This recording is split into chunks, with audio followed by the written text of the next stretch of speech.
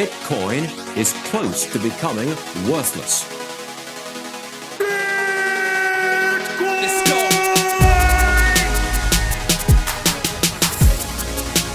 Now, what's the Bitcoin? Bitcoin's like rat poison. Yeah. Oh, The greatest scam in history. let's get it. Bitcoin will go to fucking zero. Yeah.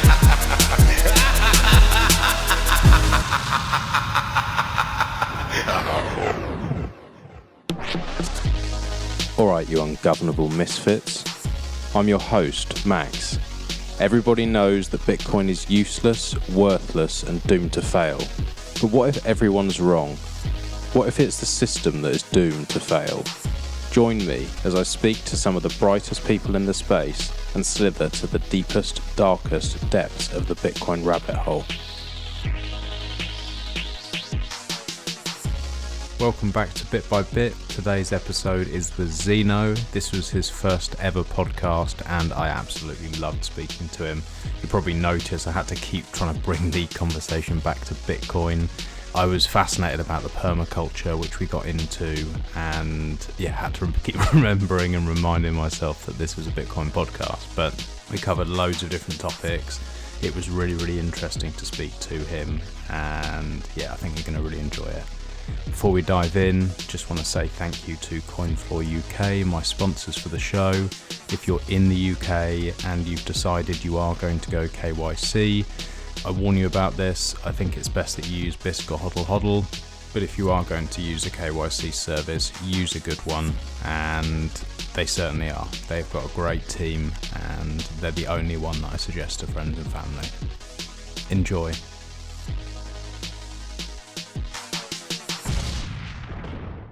Hey, Czino, can you hear me? Yes, loud and clear. Oh, perfect. I was having some problems connecting there, and my last one, I don't think connected with my microphone properly, so I probably screamed in your ears there, did I? No problem. I also had more time to prepare myself. So Okay. you're going to pop my podcasting cherry. Excellent. That's my favourite thing to do. They are usually the best, but I will be very, very careful with you, so don't worry, I won't be rough. You'll enjoy it. Thank you very much. Looking forward. Yeah, I've been really looking forward to it as well. We chatted in the background first about the Rings of Fire stuff, and you mentioned permaculture and all these things that we mentioned in the background. So I was saying to my missus earlier, I was like, oh, this is going to be a good one. There's so much I want to dig into here. So, I don't really structure these things, but I guess let's sort of start at the beginning and talk about how you found yourself into this weird and wonderful world of Bitcoin and what it is that has really drawn you into Lightning, particularly because Ring of Fire is quite an interesting project. It's something that makes a lot of sense to me the more I think about it. So how did you get there? Were you already in tech or doing something completely different? Well, that's a lot to unpack there. Where do I start?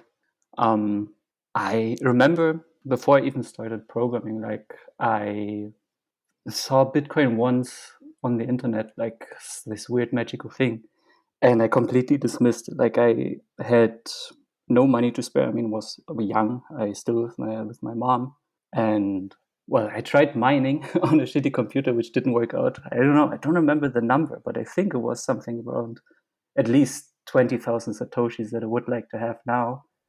That would be a nice bonus, but I just uninstalled it after I considered it worthless. Like then I just forgot about it and moved to Berlin, still being fairly poor, like trying to study photography. And a friend of mine, he was like super excited about this. He told me about the halving. I was like 2013 was still Silk Road was online back then. And I wish I had listened to him, like just put a little bit of money there. But I guess we all have those regret stories. And I think he should regret it more because he spent it all on MDMA back then. I mean, the pills were nice. Like we had a good night after he told me about that and he bought it. But man, like money wasted right there. Yeah. That was early then. So So to unpack that, yeah, I just threw like 20 questions at you right at the beginning, all excited. Yes, you So did. let's unpack it. So photography was what you were going in to study. You meet someone, and this is in 2013. They're already talking to you about a halving event. So they presumably had looked into it a little bit more than just, look, let's get some MDMA and have a good night. Do you know why they decided not to buy any more after that? If they'd already done the research, or they had such a good night they forgot about it afterwards? What happened there? Oof, I cannot speak for my friend. I think he just was interested in getting to the drugs. I mean, it was the number one use case back then, and he didn't keep anything. And well, I suppose he just forgot about it. Just kept on living his life, and so did I. Like I completely dismissed it. I told myself, well, I have no money. I can barely afford rent. Why would I want to invest into something I don't understand at all? So I went on a few years. Like I moved to Spain, following love, now living with my girlfriend, and yeah, I started working at a company where we're doing web design for online stores. And one of my colleagues, like, was 2017, right after Bitcoin went from 1,000, breaking the all-time high, to 2,000, 3,000. And this is when he started to be like all excited, like talking to everybody about crypto and oh my god, what's going on? I think we can make a lot of money there. And this is when I finally started to listen. Unfortunately, I first dismissed Bitcoin. Like I went right into the shitcoinery. I think many did the same in these times. Like everything seemed so promising, and Bitcoin is like the old dinosaur tech. Like, oh my god, what do we do? 3 transactions per second? Well, that's old tech. Immediately fell for Dash. Oh my god. Oh no. Yeah. Can you remember the time around that, like 2017, where everyone was talking about like, oh, this is the first generation tech, and then we've got blockchain 2.0, and then there's 3.0, and there's all these things. Exactly. Yes. Oh my god. Yeah.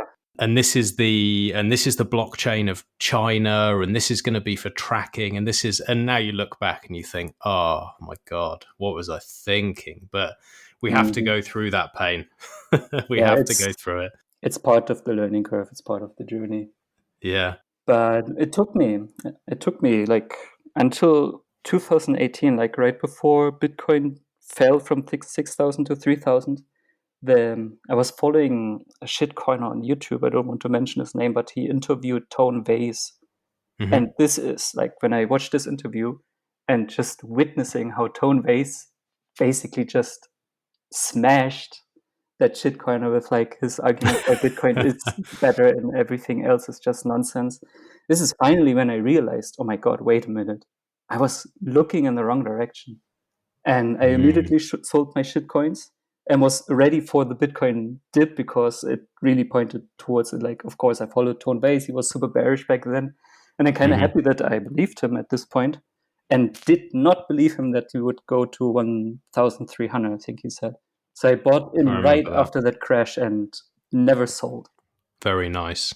And your friend who got you in, the web design friend, did he go Bitcoin only as well, or was he still shitcoining? He was longer shitcoining than I was. At some point he was forgetting about it because everything crashed, and I tried to just convince him, come on, just sell whatever you have on Binance, just get rid of it and buy Bitcoin, and he did. And when it crashed last year in March, I told him, like, this is the chance to get into Bitcoin. If you still want to buy, do it now. At the time, I didn't have money. Like, I spent everything I had left in my bank account on land and a house.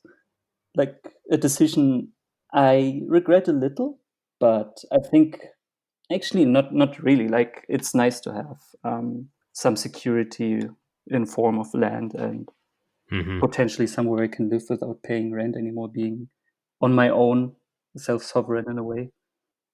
Absolutely. It gives you a clearer mind as well, I think. You can go all in to the point where you're so stressed and barely able to live. and it can go your way and it can be great, but equally you can go through a few years of not having a clear mind, and I think that's very, very valuable. So having just something where if it was to go wrong, you have your land, you have your house, I think is pretty reasonable and pretty smart thing to do.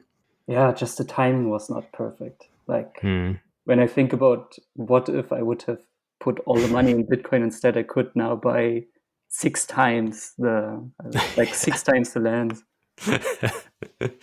Yeah, it's crazy how that happens, isn't it? I often look around. I've sold all the stuff in my house and sold everything that I could, but there are some things left, and I'll walk past like, oh, if I'd have sold that, I could have bought another 7 of them, or I could have bought whatever else, and you start to sort of value everything in Bitcoin terms, and I don't know that it's very helpful to do it, but I certainly can't help it at this point. I love that. Like there is this and this pressure against mass consumption, which a lot of people I feel have. Like they try to buy things they cannot even afford, mostly out of reasons that don't benefit their lives. It's just like having a status symbol. And this is what I really love about the Bitcoiners. Like I consider those people real Bitcoiners who stop and think for a moment, do they really need the stuff they're going to buy? And valuing this in Bitcoin really helps, because you see that, like, if you just hold off for a little longer, if you don't read it right away, you can afford more later. And this saving mindset is something I admire.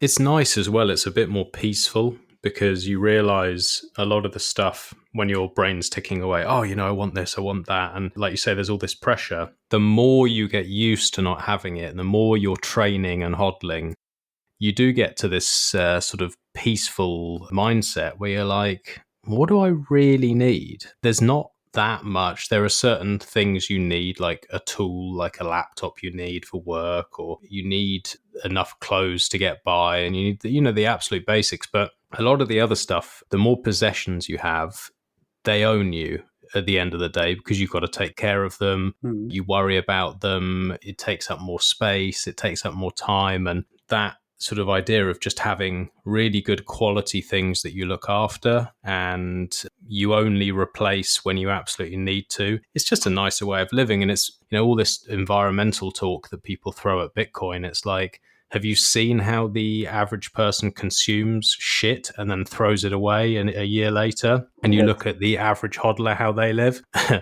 Who's better for the environment, if you want to take it there? And it's pretty clear that high time preference, shitty manufactured goods that people just throw away, cheap, shitty clothes that they want to change after they've worn it a couple of times to show off to their friends, and all that kind of fiat culture is counterproductive.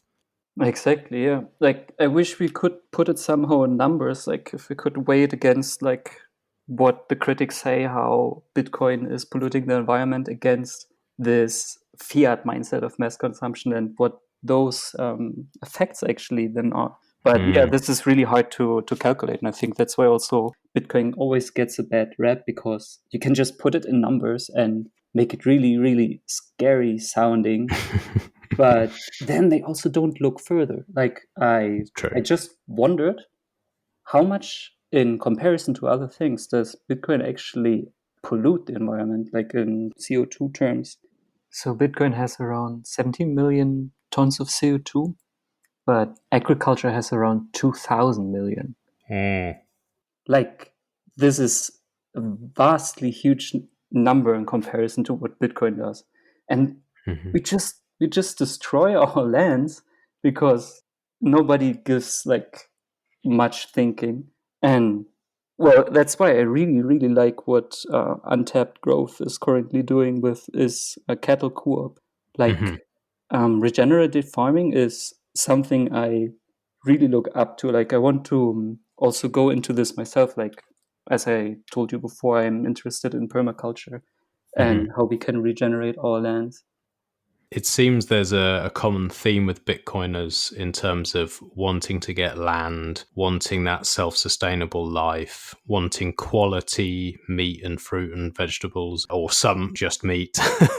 But yeah, it seems a common theme, and it's almost returning back to how things were. It's like a more sustainable, more natural way of doing things and having a bit more connection to nature, which I find quite interesting because a lot of people, and yourself included, are very techie, devs and people who work with tech all the time. But it seems that actually a lot of those same people want to be around nature, which is not something that I see that much of in the rest of society. Like there's so many people who just want to be in the cities, they want to be near the bars and just have the convenience and coffee shops and that kind of stuff. If you said to the average person, wouldn't it be nice to have some land and chickens and cattle and whatever else, and you grow your own veg and do all of that, they'd generally have no interest. Whereas more and more Bitcoiners I speak to have this idea and this sort of dream of their citadel and living off the land, which is it's exciting. I love the idea of it myself. I think you said you looked into or got into permaculture prior to Bitcoin. Is that right? Yeah. Yeah. And so how was that? How did you find permaculture and how did you get interested in that? Well, my permaculture rabbit hole story started with finding out about earthships. I don't know if you ever have heard of those. Not unless it's some sort of alien spaceship thing. No, It could look like quite esoteric if you see it for the first time. It's kind of spacey. It's like it started in the desert of Laos, I think, in the US, by a guy called Michael Reynolds. And they call him the garbage warrior because he was thinking about how could we use waste material to build housings. And he experimented with some cans, building walls with those. But then he also figured out that you could build really thick walls out of tires. Like you just fill them with soil, you compact the soil, and then start stacking them. And this is then the foundation for what he calls an earthship, where he applies some principles of, I think it's a lot of those principles are permaculture related, because he's trying to maximize the energy that is coming into the house. Like the sun, he's trying to catch most of it in the winter and blocks it in the summer. And the water they collect through the rain is cycled a couple of times before you actually then put it out to the sewage treatment. So like the water comes from the rain, you use it for drinking or cooking or showering. Then this water goes to the plants inside. And whatever the plants don't drink is then directed to the toilet where you flush it for a last time. And when I studied it, it made so much sense to me. Like you could save a lot of effort and energy we put currently in our houses. Like we use water once, for example, and it's frankly, it's kind of wasteful. Like we could do so much more with it. And when I learned about earthships, I started to look around and I see how dumb we mostly design our houses, because we don't think about the sun, we don't think about the rain water that we could collect. And it's quite the opposite. We try to divert the water away from our houses instead of using it right away. But then we have a centralized system somewhere, a company making sure that the water we get from our taps is always available and pressurized, instead of taking care of ourselves. And this whole off-grid living style really, really fascinated me. And through earthships, then I learned about permaculture, because a lot of principles were very borrowed there, and discovered that there's so much more to it. Like, especially when it comes to agriculture and farming, how currently, like, we just strip mine. Like, I think you read the article, I don't remember by who it was, Capital Strip Mine, with the comparison of farming, that we just mine our lands and take everything away without giving back, basically destroying our lands. And permaculture is reverting this process by applying design principles that actually make sense, that the energy you put in is recycled a couple of times, which creates a positive feedback loop, which just leads to you storing more and more energy on your land. And there again, like I started to look around and see how current conventional agriculture is being done nowadays.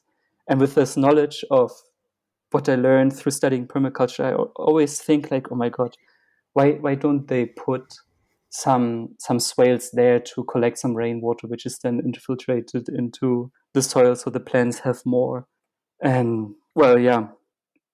And why do you think, from what you've learned, why do you think it is that none of them are taking on these ideas and these designs? Is it that they just don't understand it or aren't thinking about it? Or is it the way the current sort of agriculture and farming systems are set up that they can't take a step back? They have to just continue on the route they're on and can't think about trying something new. Is there any logic, or is it just pure stupidity?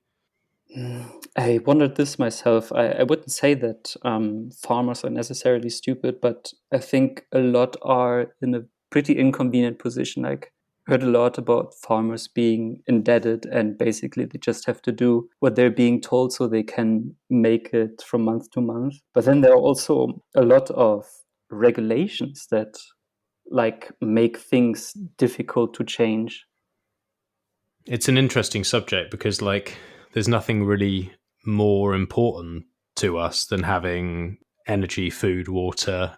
It's all key stuff, and you would think that that would be a problem that we would be looking to fix as a society in the same way we should be with money. And they're two incredibly important things, and we're sat here and we're picking holes in both of them. And it's like I don't know. I find it strange that these things just don't seem to change. They seem to go even further away constantly. And maybe you're right. Maybe it is regulation. It seems to be a problem with almost everything. It makes things more complex, more costly, harder to innovate, and it's a real problem. Yeah, it's the incentive structures. They don't seem to align. They make things worse than better. And is it something that you are currently implementing yourself? Permaculture, is that something you're doing on your own land? Yes, I am working on that very hard. Like, this is one of the reasons why I really was eager to get my own land, so I could finally apply everything that I've learned.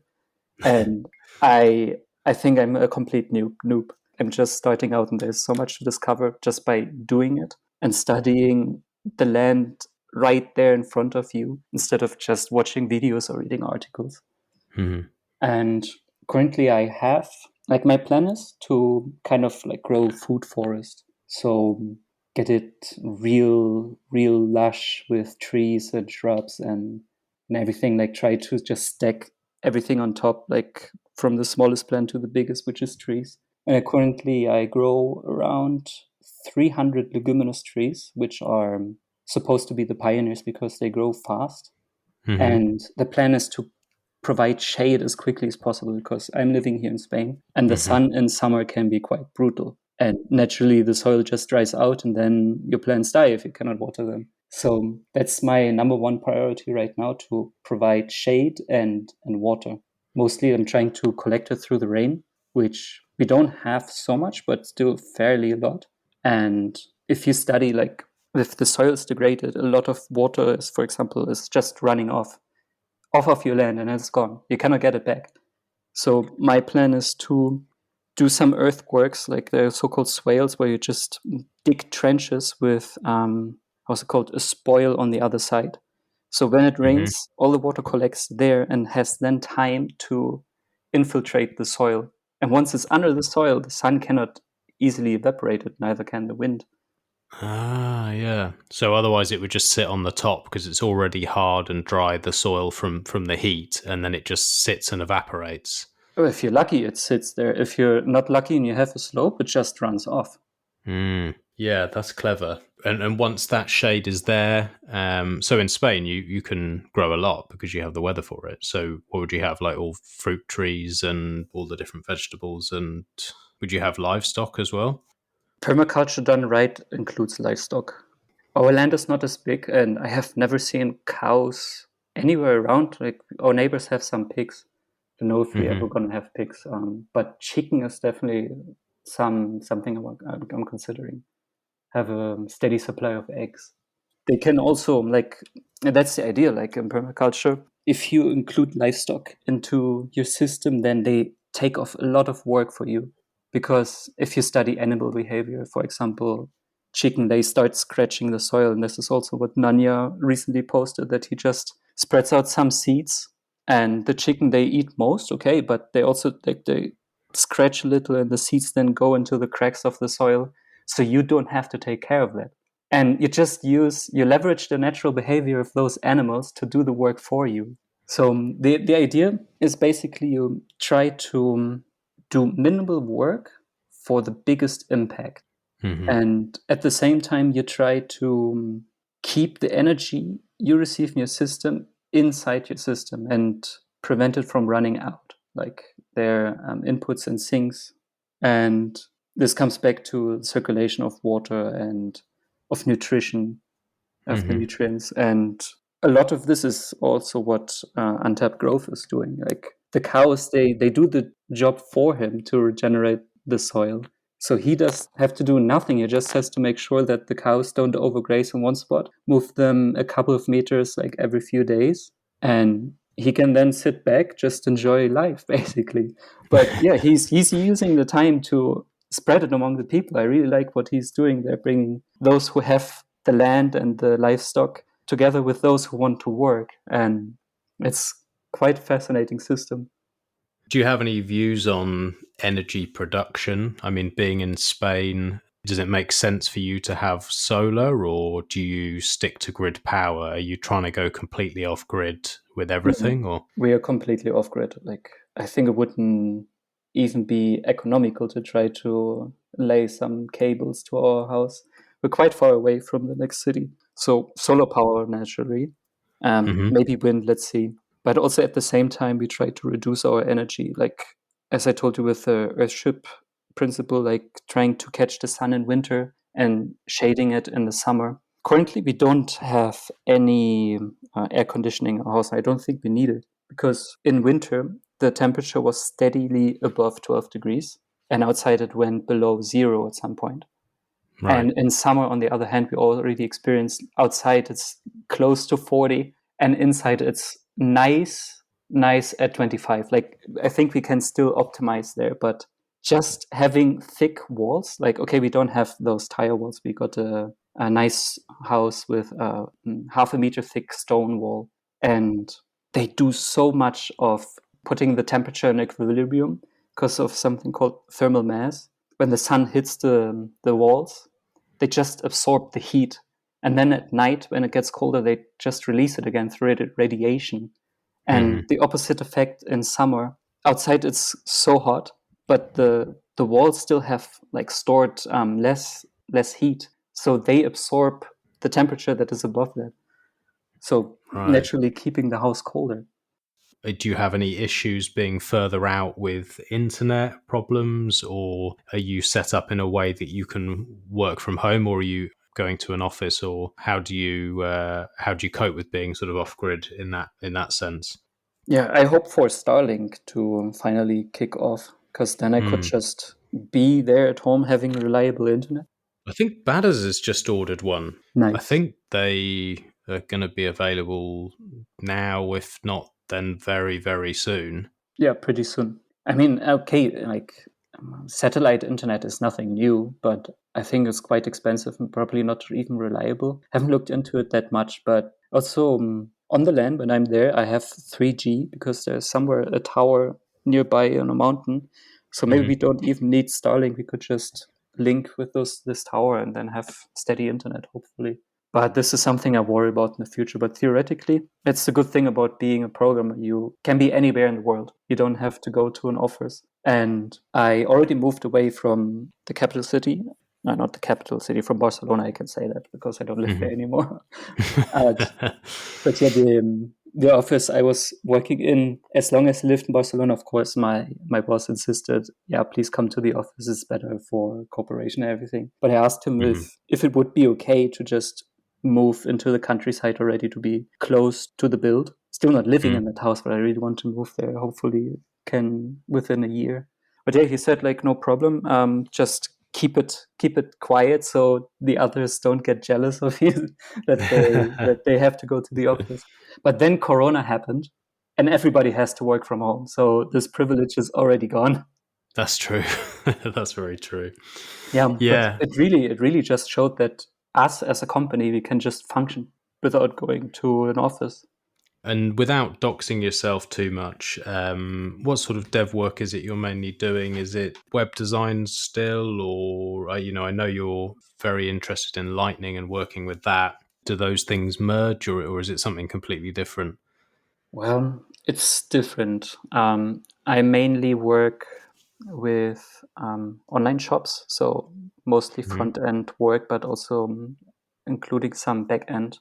I actually shifted to backend, but it feels a lot like front end because we all use JavaScript, the language, in the front end and the back end.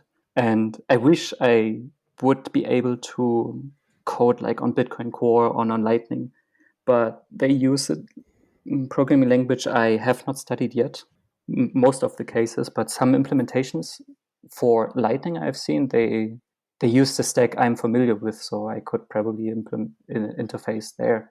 I did one I did one commit, one pull request for mempool.space, like just fixing some minor style bug. So this is my contribution so far towards Bitcoin. That's when it very comes to cool. programming. It must be nice to be able to actually sort of make changes and be able to affect how this thing moves, because as a non-technical person, I've tried a little bit of programming. I've learned like a tiny bit of CSS and Java and all those kind of bits for, on one of these 10-week courses, and forgotten most of it. But I enjoyed what I did. But I always sit and think, oh God, I'd love to be able to make some changes and be able to build some things myself. But it's all just dream stuff and not capable of it. What made you change? Because you were saying that you were going into photography and obviously now you're doing programming. What made you change, or did you start with one and then switch across after some time? Was it Bitcoin that got you interested in it, or something different? No, definitely not Bitcoin. It was around the time when my friend told me about Bitcoin for the first time and spent it all on drugs. But at this point, I was poor. Like, as I told you, barely scratching up the money to pay the rent. So naturally, I had a part-time job working for a finance company, doing some front-end work. Like, I was tinkering before, like trying to build little websites and my own homepage. It interested me before. So to get some money in for the studies, I worked part-time. And yeah, it turned out that I couldn't afford studying photography anymore. I went to a private school and the tuition was too high for me. So I gave that up, unfortunately. I still like to take photos like as a hobby, but it's not going to turn into anything professional, that's for sure. And yeah, after a while, you just learn to do those things by doing. Like, I think the best way to learn programming is just facing problems. Like, you do what you can, and as soon as you don't know how to proceed, you just turn on the search engine, look up for the solution to a problem. Because in most cases, somebody already asked a question similar to yours. And there is this brilliant website, Stack Overflow, where people ask programming questions, and there's almost all the time somebody who gives you the solution, but not just the solution for copy and paste, but also explaining the reasoning behind. So you learn all this stuff just by being into it. It's just hands-on approach, and over time you just get used to it, and you start just knowing things out of your own memory, out of your own experience. Yeah, that's the way with everything, isn't it? The more you do something, the better you get at it. And I guess you have to enjoy that process. Do you enjoy the sort of fixing of problems and puzzle solving? Yes, very much. Like I just cannot get bored of it, and and I think that also makes me maybe I don't want to boast, but I think I'm a good programmer because I stick with the problem until I get it solved, even if it takes me hours or days. Like it just keeps bugging me, and I want to solve it. And when you do solve it, does that excite you when you've done it and then you want to get on to the next thing? Do you ever sort of have a problem that's a large problem, you get it done, and then you think, oh, you know what, I need a little bit of time away from this? Or are you always on to the next thing, always on to the next challenge? No, definitely. I need breaks, especially after bigger projects. I think, like for example, the Citadel game I'm programming. After I've published this and it's pretty much done, I think I'm gonna need to take a break from this. Can you tell me a bit about it? I know you've said in the background a couple of things, but I don't want to let the cat out of the bag. So what can you tell me about the game? Well, I'm very transparent about the game. Like I give updates regularly when there's like a major thing that I just implemented. Still trying to keep some things under wrap because I don't want to spoil everything. But yeah, like as you might have seen, I tweet about it. It's about Hodlonaut and Katoshi. Like those are the two main characters, and you just follow them on their journey, like in a parallel universe where it's already more dystopian than it's in our world. Like the government's already like really showing their teeth and trying to keep the population in check with violence. And of course, there's all this shitcoinery going on. So there are naturally some shitcoiners you also have to fight. And and currently, I am at the last stage, which is the Citadel. Like at some point, you finally reach the goal where you find your peers, the other Bitcoiners in the Citadel. And there, I'm currently just programming the beach party. Like you take the boat with Nakadaimon as a captain, and he brings you to the Citadel after you paid an entrance fee, which is half a Bitcoin in the game, which you first have to earn. And then at the beach party, of course, there's going to be the lambada and a lot of Bitcoiners dancing there, and currently trying to find a lot of characters I can just implement there. So I just want to get the essence of what is happening right now in our culture into this game, just condense it there. Everything I hear there and here and there, like quotes or memes, pack them into the game to have something that we maybe look back after a couple of years and say like, yeah, this is how it was back then. And so it's like it's a single player game. You can actually play two players, but on one computer. I already programmed that in, so one person could play Hodlonaut and the other one Katoshi. And is it on PC only, or like how do people access it? Is it just PC? It works on mobile as well. Like it's just a web app, so to speak. You can open it in your browser, you can play it on your computer or on your phone. Try to make sure that it works smoothly on both devices. So unfortunately not on PS5 unless some major company contacts me and wants to have it on there. But I think it's too niche for that. But yeah, it's mostly a labor of love. Like I just want to give back to the community through that, to have something we can just enjoy once in a while. Is there Lightning included? Is it are you using Lightning in it for anything? Are there sort of sats that can be collected or Easter eggs or any sort of way this is connected to the Lightning Network at all? Many people are asking me this. Like, I think it's a natural question because we see Lightning games popping up. Like Zebedee and all these guys who are sort of Thunder games as well. Yeah. Mintgox. I would like to, but honestly, I don't know quite yet where it would fit. Like, I thought maybe, okay, like the entrance fee to the Citadel, maybe the user could pay a Lightning invoice and maybe earn somewhere back the sats. But currently I prefer to keep it all just virtual, so it's not real Bitcoin you pay. But if somebody has a brilliant idea how we could include Lightning in there, I welcome it. But currently I want to focus on the main story and keep it as something rather like timeless that you can even play offline. Yeah, it's really cool. I love how people are coming up with all these different ideas. And, you said you're trying to encapsulate what's going on now and show what's happening in this culture. And I love that more and more people are wanting to do that. And more people are coming up with incredible different ideas of how to do it. And it's something I'm sure that when we look back, 10 years, 20 years from now, these kind of things will be very special and people will have very fond memories because this is right at the beginning of it all. So it's just lovely to see. And it's such an organic feel. Most people who are doing this stuff are doing it as like you said, it's a labor of love.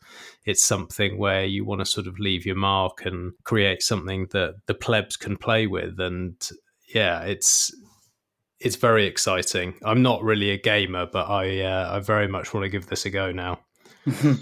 Yeah, when it's ready, I will definitely make some wind about it. Like I'm not a gamer anymore since I moved out of my mom's place from home. I completely stopped gaming because I started living. Like before that, I was rather like a lonely child, so to speak, and found my world in playing PlayStation. So I'm familiar with the gamer world, but the gamer world of the past, like what is happening nowadays with Fortnite and all this, I cannot follow up on that anymore. It's completely alien to me already. It's crazy how quickly those things develop sometimes. It's so fast, isn't it? I don't think I've really gamed for probably 15 years or longer. And I used to, like, a lot. I used to love, like, I had the first GTA game. I had Crash Bandicoot. I don't know if you remember that. Like, I used to...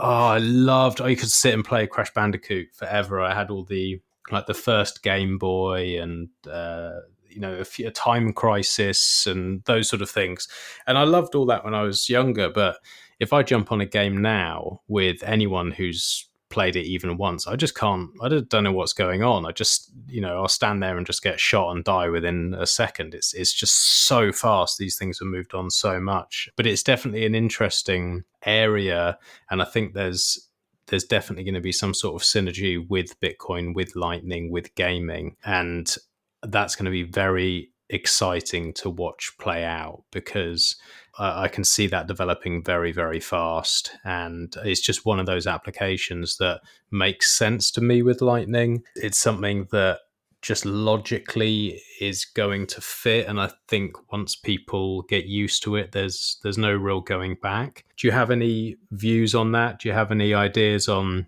obviously you're very into Lightning. Do you have any predictions on where this thing goes or where you think the best fit is and where this thing's going to maybe go a little bit more mainstream? I think if I try to predict it, I will probably be very wrong. But speaking about the presence, like I totally agree with you. Like it makes so much sense to include Lightning into games, and I think it provides a great hook for the younger generation to get to know Bitcoin. And for this reason, I always try to shill those games to my cousins and my little brothers. Say like, here, look, you can earn real Bitcoin just by playing. But unfortunately, they're not interested in that. I hope that this is just my family that is a bit weird, because frankly, nobody of my family is orange pilled. I'm the only one still trying to convince them somehow. I stacked a little for my two brothers, so if the coin finally flips, maybe then I can just say, here, there is something I have for you. You don't have to start from zero. Yeah, but it's probably, I guess they also have this mindset that I had when I first heard about Bitcoin. Like, I don't have the money right now. I try to make it through the month. I cannot save, but naturally they actually save, like for holidays and everything, but in euros. And now being like on the other side, having made this journey maybe halfway through. I don't know where this journey ends and the Bitcoin rabbit hole, but I already see that saving makes so much more sense in Bitcoin. So much more, because nobody can take it away from you in any way. Yeah, it's a big idea though, isn't it? And I would say that probably 90% of the Bitcoiners I speak to, and myself included, no family and basically no friends care at all, have any interest, don't want to hear about it.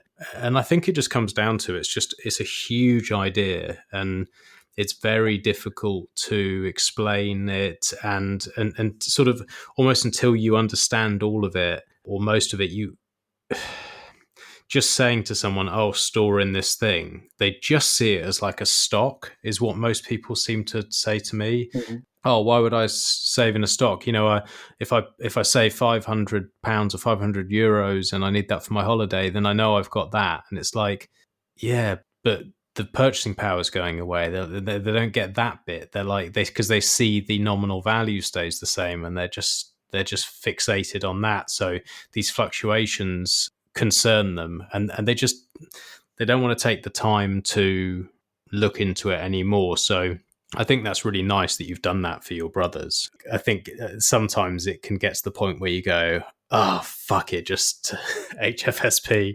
Like, you want to just let people get on with it and not speak to them again. But it's nice if you can do that and stack a little bit and not do the, I told you so, but just be there when they need it.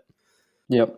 I mean, it's family. Like, even if they haven't expressed hostility towards Bitcoin, that's at least a plus. Cannot imagine how it would be for some who go to the family during Christmas or Thanksgiving and then confront all those negative views about it. I think my family rather, like, they don't care so much. They're ignorant, like, not in the sense of being ignorant, but ignorant. It's out of their radar. I just try to constantly nudge a little when it makes sense, but it's a long process. But it just shows how early we still are.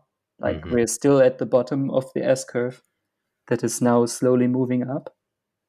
And absolutely, yeah, there will be a point they're gonna have to move, because you either go with it or you will go under. Eventually. It's another thing that I like about Lightning is I like this ability to set someone up with a wallet, send them a few sats, and just show them. I think that's really powerful, even if it's a custodial wallet, just so you can demonstrate to them and say, look, I've just sent you a payment. You could be anywhere in the world and I've just sent and you've got it, and it's there now. That instant payment and then being able to see it and you say, you've got that's yours as long as you have these keys.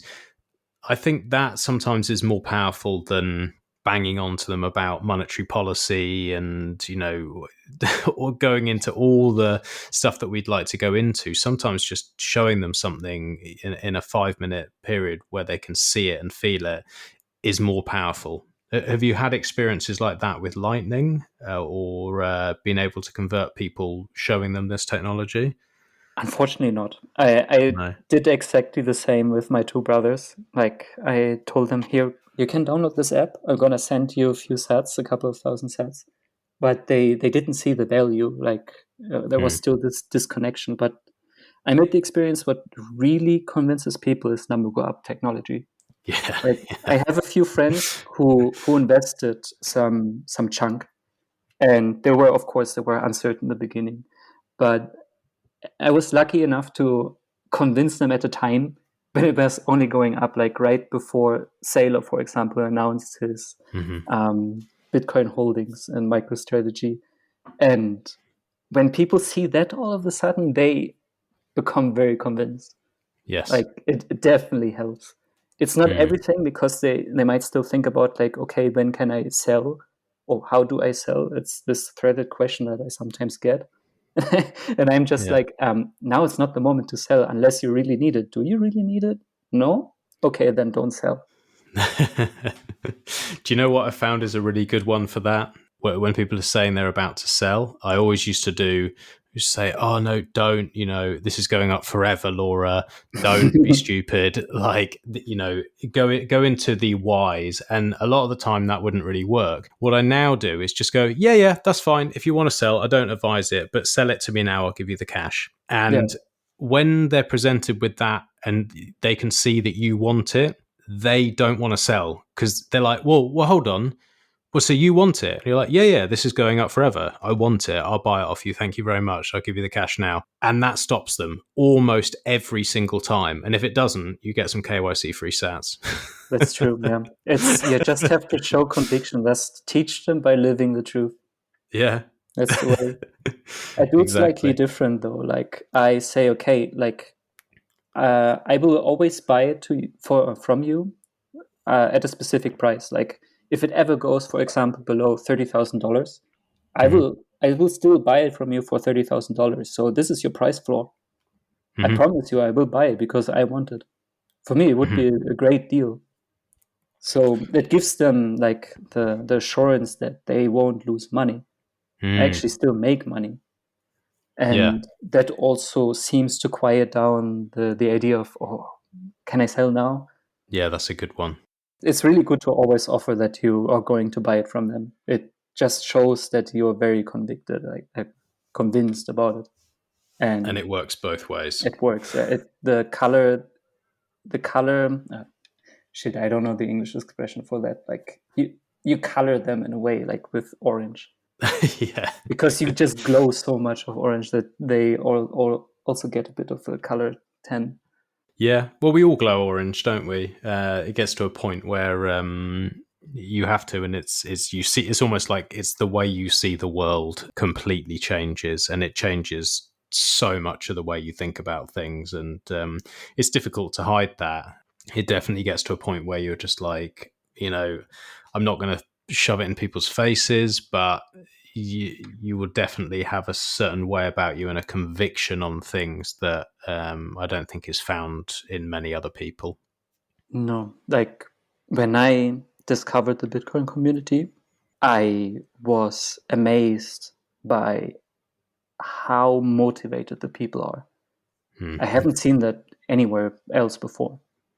Like the motivation to just keep building things to improve yourself, be it in the mind, in the body, or financially, it's very inspiring. Like this is what I really love about this community, is that we keep inspiring and motivating each other to just do better for yourself and for the world. It's amazing to see, and it's addictive. Like it's what always makes me come back on Twitter or on Telegram into the groups and just be with the people. It's a great thing to be around. There's an old saying, which is, like you become the people you surround yourself with. It's very true. Like you're saying, if you're around people who are looking after themselves, constantly improving, they inspire you and they make you want to do better yourself as well. If you surround yourself with people who just whinge and complain and hate their job and want to bitch about politics and whatever else they want to talk about, you end up becoming that person. You end up not really having the passion. You become negative, and it's not a good space to be around. So, all this talk about Bitcoin and Twitter being toxic is utter fucking nonsense, because they're the most positive, helpful group of people I've ever come across in my life. And it is addictive to be around. It is, gives you hope. Being around this space and getting to speak to the people I get to speak to constantly gives me hope, constantly makes me excited about the future. And when everything else around this space is so bleak and so dark and so shitty, it's very, very comforting to have that. It's something that I can't imagine being away from. Do you ever think that? Do you ever think like, oh, fuck, what would I do if Bitcoin wasn't here tomorrow? Like somehow this scene just somehow was just gone. Could I go back to a normal life and without it? And I think it would be a very weird adjustment. I would definitely not enjoy that. No, me neither. Like if for whatever reasons our ways of communication was suddenly interrupted, I wouldn't know what to do. Like I think the first thing I would try is to somehow get back in touch with all the people I have met in this space. And that's why I really appreciate what soulexporter and some other EU plebs are trying to do, is to organize some local meetups around Europe and to build a chain of trust. I think is also the exact words what soulexporter used. So we have somewhere a backup and Yes. really be in touch physically, not only digitally. And something also that currently is really missing because we are all locked down. We can barely travel, or if you want to travel, you have to comply to a lot of rules, and it just seems to get worse right now. And yeah, I really think we need to connect even more beyond the digital realm to really make this happen. Like, especially when it comes to rebuilding the world, like with citadels and everything. It's a great meme. Like the Citadel meme is also the driving force that wants to bring Bitcoiners together, I think. Absolutely. And having that physical connection that you're talking about is so important. It's something that I really look forward to, hopefully, when all this bullshit is over, is to spend some more time with Bitcoiners. I'm lucky enough to be close to a few of the boys from 21ism, so occasionally I get to see them. But outside of that, I don't really get to catch up with anyone. If we go back a couple of years, Europe was such an easy, I could jump on a plane and be in Barcelona in a couple of hours, for basically no money. Yeah, it was great, wasn't it? A couple of years ago, I did it for about 25 quid or something like that. I just went for the weekend for a laugh because it was the flight was cheap and, you could get an Airbnb and it's like, well, why not? I really hope that we get back to that because it would be great to have these kind of meetups. And I actually like the idea, and Solex was talking to me about this on the pod. He was like, just smaller groups, where you can really connect, you can really have these proper, deeper conversations. And as much as I like the idea of, the big things like the Miami conference and that kind of stuff, I'm not really into big crowds or that kind of stuff. But, if there were smaller gatherings in outdoor spaces and you got to really connect, I can't think of anything better. Yeah, I'm seeking that too. Like, I haven't met a single Bitcoiner in real life so far. Really? Like there's nobody around me that I'm aware of.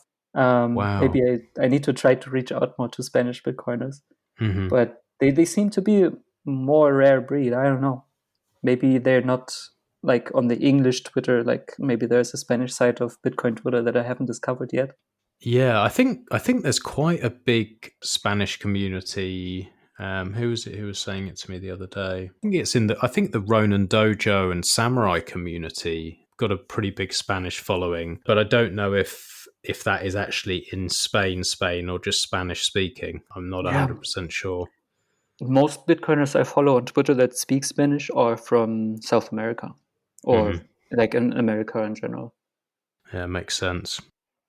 Yeah, I think they also needed more urgently than actual Spaniards. Like we are still living in a privileged country or continent where we have not really the need to use Bitcoin, but we are preparing ourselves to eventually make use of that. But yeah, like some people definitely benefit from Bitcoin more than we do right now.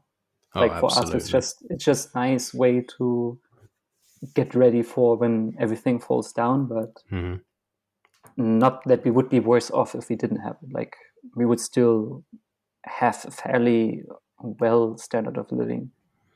Yeah, I mean, for now, certainly, where this all goes over the next 5 years with these vaccine passports and all the crazy stuff that we're seeing at the moment, I'm not so sure. I certainly sleep better at night knowing that I have some Bitcoin, knowing that it's gone through Whirlpool, knowing that it is secured properly, and knowing that even if things get really, really bad, they can come and take my property with ease if they want to. They can come and take whatever they want really in the physical realm, but it's one thing where I know I have this thing and my children will have this thing. It is a nice feeling. And it also is something where I feel, okay, no matter how bad things get, I'm protesting. This is something that causes them issues because they're never getting these sats. And that's, I don't know, it makes me feel better about everything. It's nice to see that a lot of the Bitcoiners who we got on Bitcoin Twitter, who are pretty much religious about this stuff, they seem to have a similar view, and that they do have this low time preference. And if I had to put money in one group of people's hands who I know are going to make changes that are going to push things forward and do things right, it would be those people. So it's pretty exciting to see how these things are going to change. I think it's going to be a battle, but I think at the end of the day we win. This citadel theory and the idea of being able to, whatever country you're in, I think in almost any country now, there are people that I could send a tweet or give a call and say, right, I'm here, do you want to go for a drink? And I've never had that before, but in the Bitcoin community, it's certainly people everywhere that you can sort of catch up with and learn from, and that's pretty cool. Yeah, I am totally with you there when it comes to that we are going to build a better world, and we always have. Currently, we have this backup plan. If shit should hit the fan, then we still have the option to get out of there with most of our wealth intact. And yeah, I see it as you, like, things seem to get worse, especially after this pandemic hit. And I believe that if there were not those governments that like were just using this opportunity to find an excuse to blame the failing monetary system on the pandemic, things would have been much easier, I think. Like, we would have been way more reasonable about this. And in my mind, like, currently what's going down doesn't seem to be connected with the virus at all anymore. No, it didn't ever seem that way from the start, to be honest. It when it first hit and when these restrictions and things were starting to come in, the idea that this was a controlled demolition of the economy seemed like the most reasonable bet. But now I think it's more than that. Now I think it's complete control and data collection and blurring the lines of what we have sovereignty over. Do we have sovereignty over our bodies anymore if we have forced vaccines? How free is our speech if we can't question the science in quotation marks? If we can't speak freely and we can't move freely, is it really a free world? Is it really a democracy if we can't have choice? It is starting to feel very 1984, but Indeed. Without going down that sort of dark road, the thing that gives me hope is this stuff. The thing that gives me hope is Bitcoin, and I don't know how it plays out. I don't know how long it takes, but I do think that we win, and I think that Lightning is something I still haven't spent a huge amount of time with. I've sent a few payments. I've got a couple of nodes running. I've got a couple of channels up. I've done a few bits, but I'd definitely like to delve in more. And with some of the stuff I'm doing with 21ism, we're going to be implementing it more. I definitely want to start with this Ring of Fire. You guys have talked to me about it, and it sounds like a really, really cool idea. So do you think it's going to be Lightning that is the layer on top of Bitcoin that really makes this transactional and possible? And do you think there are other benefits with it, like privacy, for example? Are you married to the idea that it's Lightning? Are you as sure on Lightning as you are on Bitcoin? Or do you just think it's the best thing we have now? Well, I'm a strong Lightning believer, to be frank. Like, I think it really can make Bitcoin mainstream. Like, it doesn't even need to be custodial. Like, for example, I have now my Lightning node up and running. I even managed to connect my Blue wallet with it, with the possibility that I could just say to my friends and family, hey, if you want, you can have a Lightning wallet through me. Like, of course, they still need to trust somebody else. And I know this whole don't trust, verify paradigm in Bitcoin is important. Yeah. But yeah, at some point, there are going to be some I'm missing the word right, how the compromises that we have to make. I mean, we can try to compromise as little as possible, but if we really want to onboard the majority of the world population, then we need second layer scaling solutions. But the most sovereign way is Lightning, I think. But of course, you can also trust your bank that they facilitate payments and they guard the money for you. I still think that banking has a right to exist under a Bitcoin standard, like small commercial banks, not the big central banks that control the money.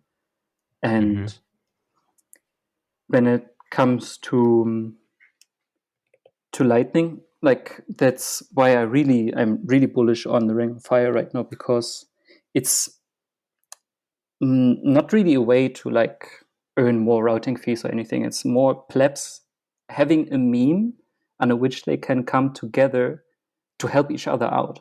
Like if you're willing to put in some liquidity, you get the same amount of liquidity back, which I think is really cool because it already solves that problem of getting outbound and inbound liquidity.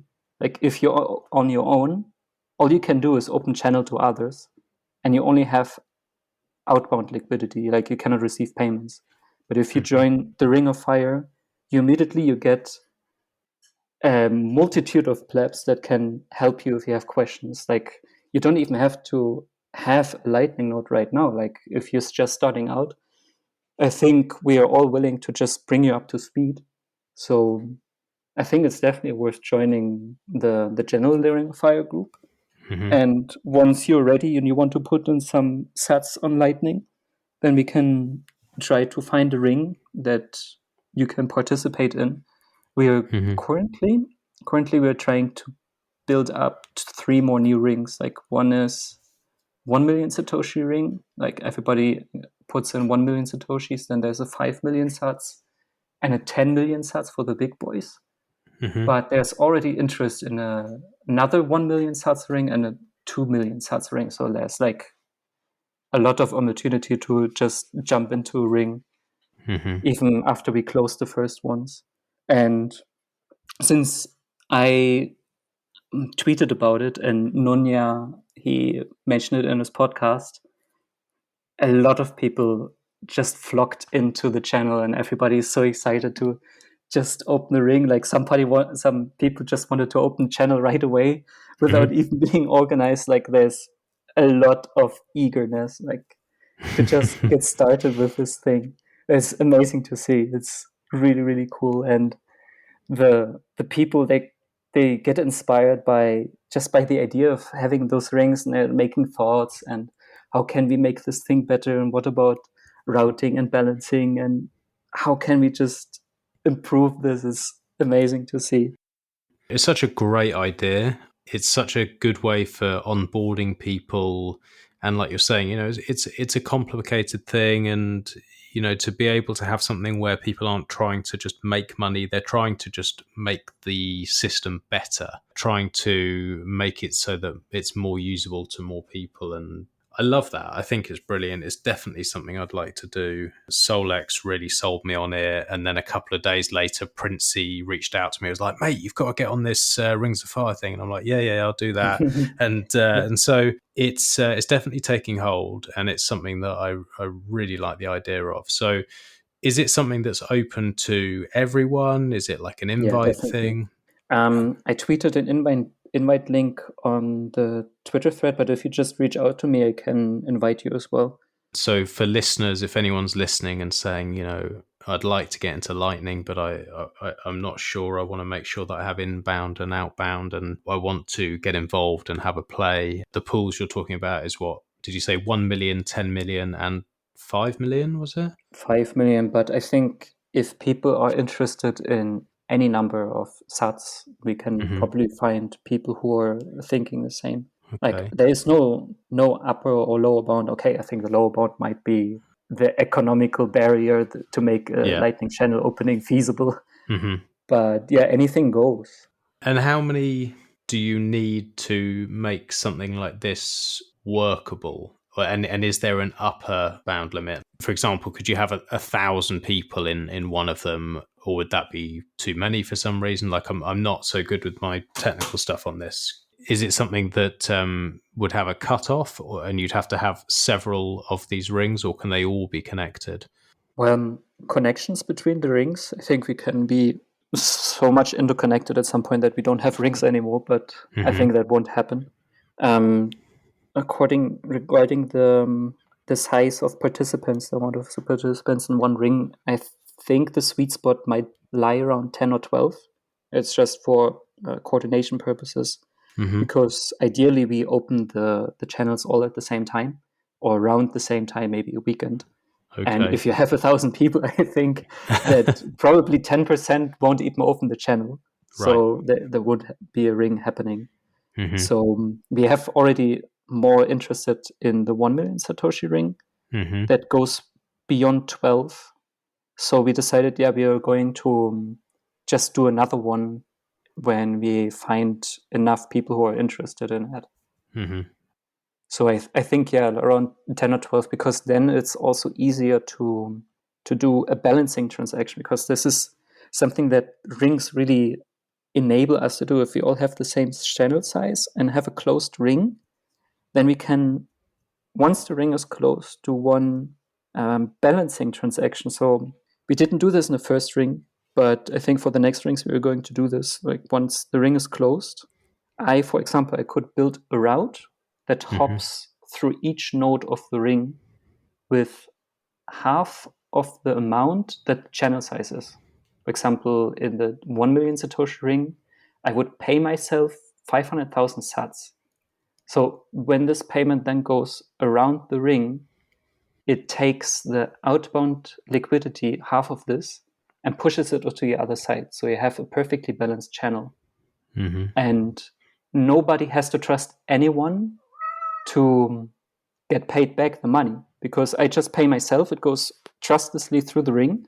So I get my money back, and everybody has a balanced channel. It's perfectly balanced. Very clever. Yeah, I love this idea, because one thing that not put me off, but I sort of didn't put as much interest into Lightning, was I didn't like this idea of having these hubs, like huge hubs that everything's being routed through, like async and lnbig and all these different things. And I sort of thought, I don't like the idea of this. I don't fully understand it. It's pretty confusing stuff to me anyway, but it didn't feel right. It didn't feel like what had been described to me. But what you're describing to me sounds much more that it's using the community and helping each other rather than people trying to collect fees. And I didn't also like the idea that things are being routed through these single points, where I was thinking, well, what if these are then being tracked? Like, I wasn't so sure on the privacy side. And, even if you put something through Whirlpool and then open a channel, I was a little bit concerned. So I just haven't really used it. Is there any drawback from the way this thing is set up from a privacy perspective, or are there any positives, or is it just doesn't really matter? It just means that people have the connectivity.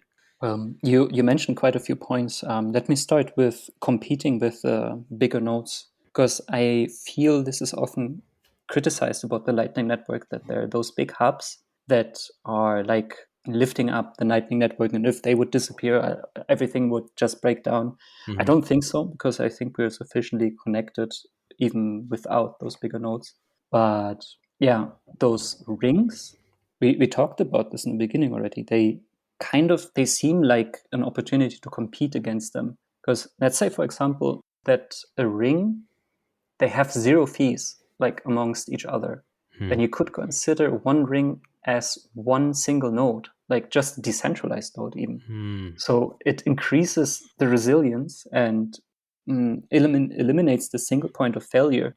And this is what I really like about those rings, because it's the plebs and not some people with all the money that can dictate how the Lightning Network looks like.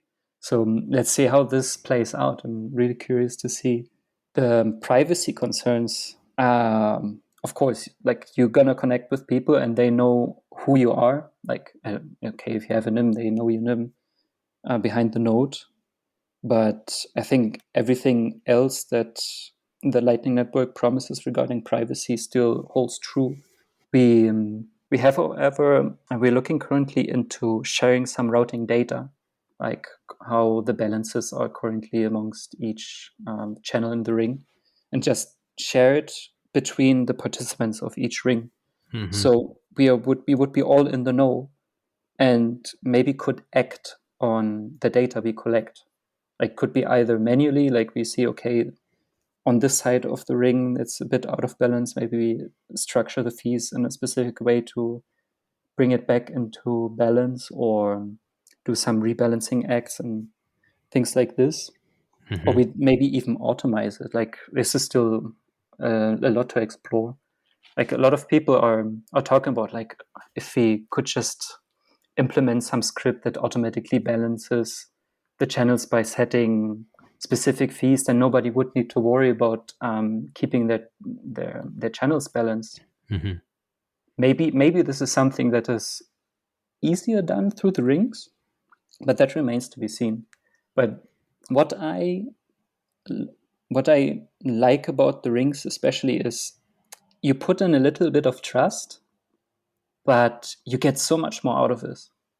Because you suddenly have people who are watching out for you, like either like checking on your node if it's still online, or for example, I now turned my Lightning node into a watchtower as well, and I told my peers in the first ring the address to the watchtower so they can connect to this. So I'm protecting their channels at the same time. And I expect others to do this as well for the other rings and for me as well. So we just strengthen the network through cooperating in this strong manner. I haven't checked out other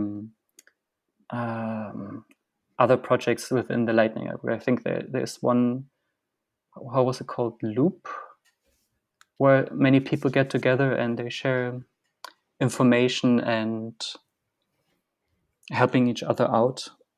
Haven't checked out those because somehow I'm a bit intimidated, because it seems like those are like the savvy guys, the tech savvy guys who are deep into the game. And yeah, Ring of Fire seems more like a pleb approach towards the Lightning Network. And now also that it has become so significantly easier spinning up a node through Umbrel and Raspberry Blitz, MyNode, and so on, like all those. The barrier of entry is incredibly small. It has become incredibly small. So I think almost anybody can do that who just knows a little bit about it, about the tech, and is not intimidated by some of the aspects, like, for example, logging in through SSH to your Raspberry Pi. It's definitely become more accessible, and there's so many options out there now, which is nice. It seems to be growing at quite some rate, and I'm running a few of them. I quite like my Raspberry Blitz at the moment. That's been pretty decent, and there's a lot of flexibility with it. I haven't yet run an Umbrel, but I hear a lot of people raving about it. And my missus now wants a Lightning Network node, so I'm thinking maybe to get her running with Umbrel and check it out. Have you used one yourself? No, I'm one of those that try to spin everything from scratch. Like, I just followed a tutorial by Damien Nee how to just install everything from scratch. But instead of C Lightning, what he recommended, I then switched to LND, because it seems easier to manage, especially if you want to integrate with some interfaces and other projects. About Umbrel, like, it's really nice way to onboard people who are just starting out, who are beginning. But I already noticed that a lot of people who just want to do a bit more advanced stuff, they start to have problems with Umbrel, because they abstract a lot of the technical stuff away. And in many cases, you cannot even do what you want anymore, because you're restricted by their architecture. Like, for example, Stackmore, he migrated his old node, or he intended to migrate to Umbrel. And there is a way to take over all your channels. without closing them. You just go from one hardware to the other. Mhm. But Umbrel doesn't allow this. It's just not possible. So he had to close all his channels and reopen them. That's annoying. Yeah, that of course it's a lot of sats you have to pay for that. And yeah, the other problem that Umbrel currently has is the licensing issue. I don't know if you have caught on that. Is it that they're not allowing, or they're not staying open source? They are closed. Is that right? Well, they are open source, but the rights prevent you from modifying the software, I believe. So, for example, now with the Taproot issue, nobody could just fork the code and then make some changes to, for example, say lot true or false. So users who are using Umbrel, they have to go with what they say, basically. Okay. That's not so great. Yeah, it's an issue currently. And I also noticed, because I made one single commit for mempool.space, just like changing the style, and mempool.space, they changed the license from, well, it was permissive before, I think GPL, AGPL, but they switched it to another GPL license. So some companies, they could integrate it in their structures, like even more permissive, so to speak. But they needed my approval as well. Oh, wow. Like, this is how deep it goes. I just made one single commit to fix one tiny style bug, but they had to ask for permission from me. So I was asked to give my consent that we can change the license. So changing the license is not trivial. Like, it requires a lot of coordination from every developer who ever contributed to that project. Interesting. I didn't know that. Yeah, that maybe makes me rethink it. There's always a trade-off. Nothing's ever simple. But yeah, I'll have a think about it. Yeah, it's the same with Apple products. Like, it's great for usability, but users are very restricted in their walled garden. That's absolutely true. That's something I'm moving away from at the moment, over to Pop OS. Yeah, I tried as well, but for work I'm still using this MacBook that my company provided for me. But personally, I try also to stick to Linux. Yeah, it's once this open source bug and Bitcoin bug gets you, it's just a constant improvement game. It's just I find every time I make a change, whether it's going from a ledger to a cold card, or going from one of the older wallets over to Samurai, or running a node, or whatever it is, there's always something different you have to change. There's always another step, or learning PGP, or learning whatever it is, and it's just full on. It's just never changing. But it is nice to have this community and people who can help and support and give advice. So look, I've taken an hour and a half of your time. It's been fascinating to hear about everything you've been doing and hearing about the game, which I'm really looking forward to have a go at when it's ready, and definitely going to do this Ring of Fire thing. You've got me thinking about permaculture now. We've been looking at land for some time now. It's sort of my exit strategy is to get some land. I'm going to start. If you can look for land with some permaculture principles in mind already, it definitely gives you an advantage. I'll be doing some research, and as I get closer, I might have to ask you some questions. But is there anything that we haven't covered, or anything that's really exciting you at the moment that you wanted to go through before we wrap things up? No, I think you're leaving me quite satisfied. Excellent. That is good. To take your podcast virginity and leaves you satisfied is a good thing. I'm very happy to hear that. It's been a great pleasure. For me too. And if you find yourself in England, if all this stuff finishes, and that even if there's not a meetup, do give me a shout. We'll go for a drink, or come round, we'll put a barbecue on or something. It's always good to catch up with people, and I've really enjoyed chatting with you.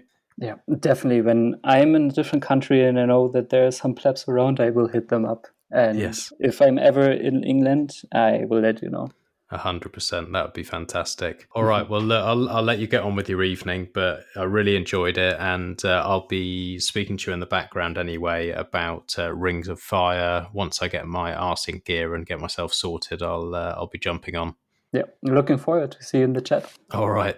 Thanks, mate. Thanks very much. Thank you too. Bye bye.